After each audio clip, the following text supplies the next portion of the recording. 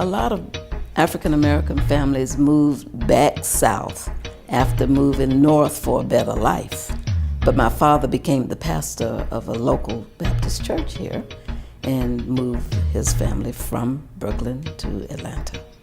There were civil rights laws, but they were not enforced for a long time. And with the 13th Amendment, and then of course the 14th and 15th Amendment, you saw opportunities being created through those laws. But the problem was the enforcement. And so naturally, people had to fight for their rights. And then of course there were setbacks. You had the Jim Crow and the black codes and other kind of laws that kept black people in their place. We were more assertive than our parents as teens, as rights were being provided through law. We had a little bit more arrogance than our parents. Our parents were pretty much, they abided by the law, and they knew that that was the only thing that was expected of them. So they participated in their own discrimination. I'll give you an example.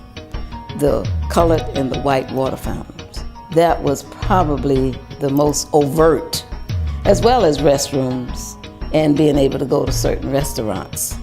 You could not be served by whites even when I was a child. And I remember these things. But see, I got a glimpse at the evening news, something that a lot of young folk don't want to do these days. And I saw the Freedom Riders sitting at the counters and eating and being taken away, beaten up, and this made the nightly news.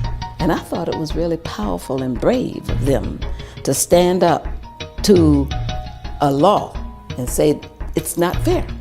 And because we were in the South, most churches participated in the civil rights movement. And we would hold meetings on nonviolence. Dr. King, because we were here in Atlanta, would come to various churches and do some teaching. His wife, his mother, anybody that was involved in the leadership of the movement helped you understand what your role needed to be. Now, my father, being a pastor, spoke to the congregation pretty much like Dr. King. Dr. King set the model for what the sermons should be about. And the preachers actually spoke along those lines also.